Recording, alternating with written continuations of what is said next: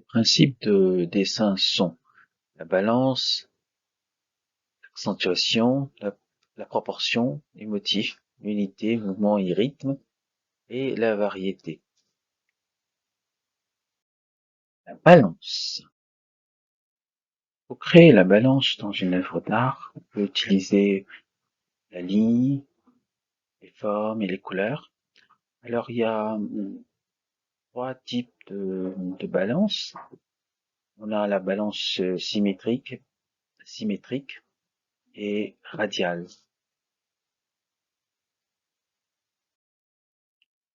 Cette œuvre est une composition asymétrique, mais malgré cela, il y a quand même un équilibre. Alors comment est-ce que Caravage a créé l'équilibre? Eh ben, si on regarde ce tableau, on voit donc d'un côté Jésus et de l'autre trois apôtres. Jésus est dans la lumière alors que les apôtres sont dans l'ombre. Donc, même si c'est une composition asymétrique, elle est quand même une composition balancée.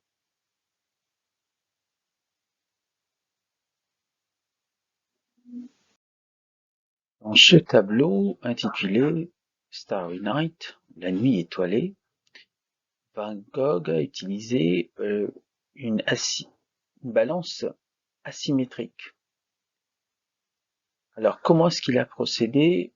Si nous regardons le tableau, nous voyons que à droite, il y a dans le ciel la lune. Et à gauche, nous avons un arbre, un cyprès. Si Van Gogh avait placé le cyprès sous la lune, cela aurait créé un déséquilibre.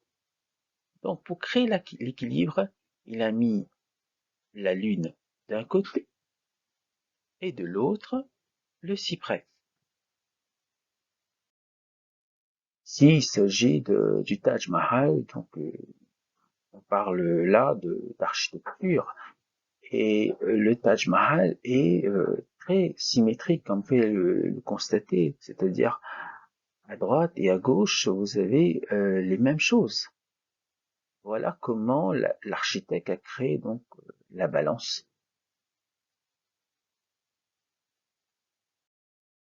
Dans cette œuvre, on voit une balance symétrique.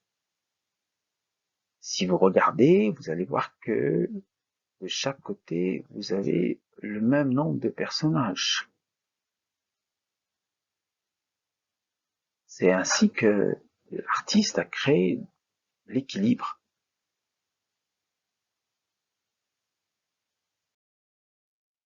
Nous voyons ici une œuvre d'art ayant une balance radiale, un équilibre radial. C'est-à-dire que ça commence à partir d'un point central et ça part vers la périphérie.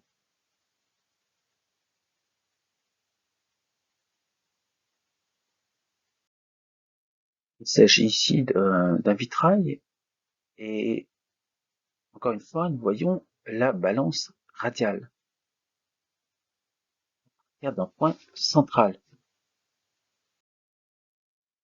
Emphasis, l'accentuation, ou tout simplement le point focal. L'accentuation ou emphasis en anglais peut être fait de différentes façons. Et c'est ce que nous allons voir dans un instant. Ici, nous voyons deux œuvres. Dans la première œuvre, à droite, nous avons la lune de couleur jaune-orange. Et cette lune se détache de l'ensemble de la composition de par sa couleur. Autour de la lune, nous avons des couleurs bleu, foncé, marron, violet. Donc, le point focal est définitivement la Lune.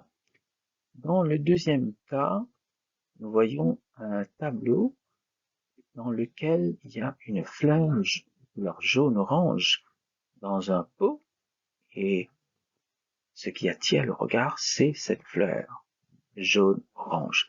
Donc, l'artiste a créé le point focal en utilisant un contraste. Emphasis using directional lines. Dans cette œuvre, qui est très connue d'ailleurs, il s'agit de la Sainte Seine de Léonard de Vinci. Nous voyons que toutes les lignes sont dirigées vers Jésus qui est au centre même du tableau. Donc il a utilisé des lignes convergentes. C'est un moyen pour créer le point focal, pour attirer l'attention. Nous voyons dans cette œuvre des cavaliers chevauchant des chevaux. Et il y a un cavalier sur son cheval qui est détaché de l'ensemble. Donc, celui-là est le point focal. L'artiste a utilisé ce qu'on appelle emphasis by isolation. Dans cette œuvre, qui est une nature morte de Paul Cézanne, nous voyons des fruits. Et là, il y a une pomme. Si vous observez, vous allez voir qu'il y a une pomme qui se détache de l'ensemble. Donc, la pomme en question est le point focal. Donc, il s'agit de emphasis by isolation. Dans cette œuvre, il y a quelque chose d'inhabituel. Si vous regardez attentivement, vous allez voir que à gauche, vous avez comme un objet bizarre. En fait, quand on regarde attentivement, on voit que c'est un crâne. Et donc, l'artiste a utilisé ce qu'on appelle emphasis by unusual. Un élément qui est bizarre, qui n'est pas habituel. Ainsi, l'artiste crée le point focal. Voici le crâne en question.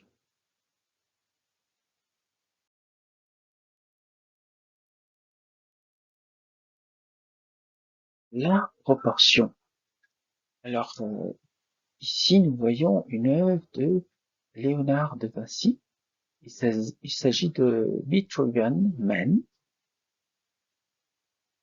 l'homme de Vitruve, où l'artiste établit les proportions du corps humain.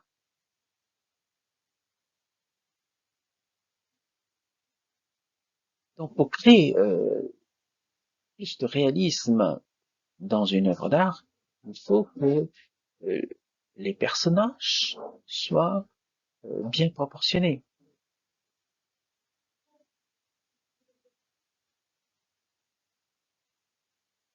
Dans cette œuvre de Giovanni Pollini, nous voyons qu'il y a des personnages. Il y a un personnage en particulier qui joue de la guitare. Donc, nous voyons que les personnages sont quand même bien proportionnés. Donc, les bras, les mains, tout est proportionné. Certains artistes changent les proportions, altèrent les proportions, et ils vont créer des personnages étendus. Donc, ils vont allonger, par exemple, le cou. Et dans le cas précis, nous voyons, c'est une œuvre de Amedeo Modigliani, où le cou du personnage est très allongé. Donc ici, nous voyons que il y a on ne respecte pas les proportions.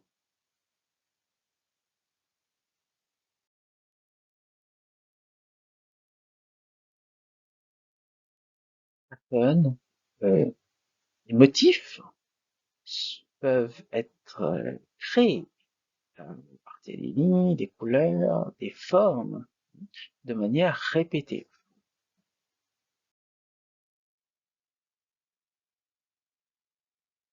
Ici, nous voyons donc un type de motif régulier.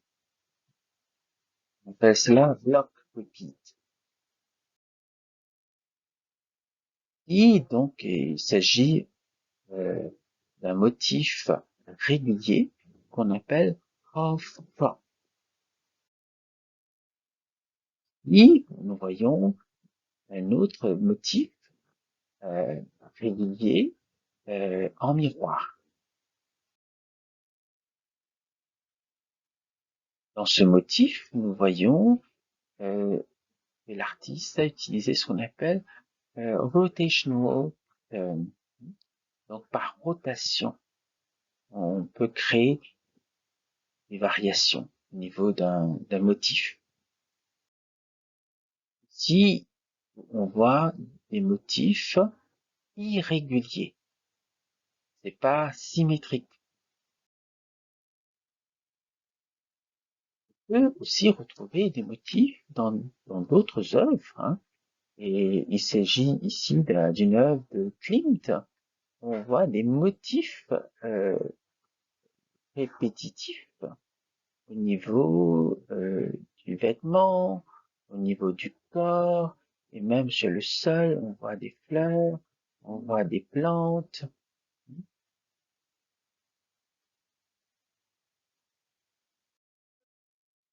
Dans cette œuvre de Mondrian, nous voyons des patterns, des motifs au niveau des branches des arbres.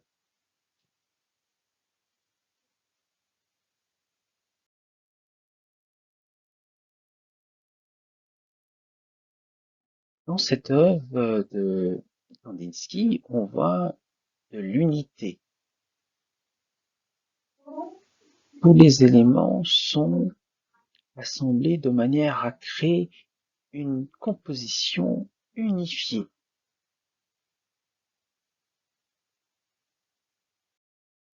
Dans cette œuvre de Claude Monet, on voit qu'il y a de l'unité dans la répétition des drapeaux et des personnes.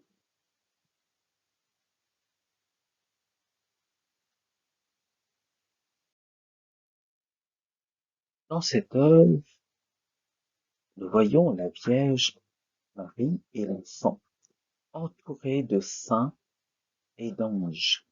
La composition est unifiée, le nombre et la similitude des figures et le point focal sur la Vierge et l'enfant. Movement and rhythm. Dans cette œuvre, nous voyons l'idée de mouvement, de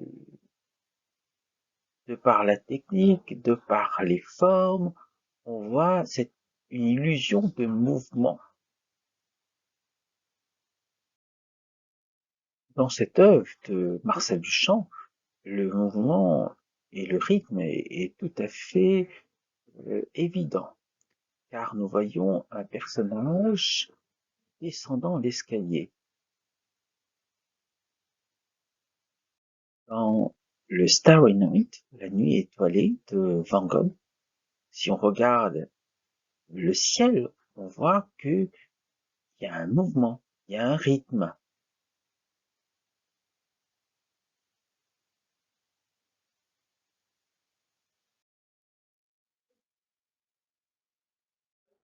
Pour rendre un travail intéressant, des fois il faut créer de la variété dans l'œuvre, car sinon ça devient monotone. Donc ici, dans cette œuvre, nous voyons une grande variété en termes de couleurs et de formes.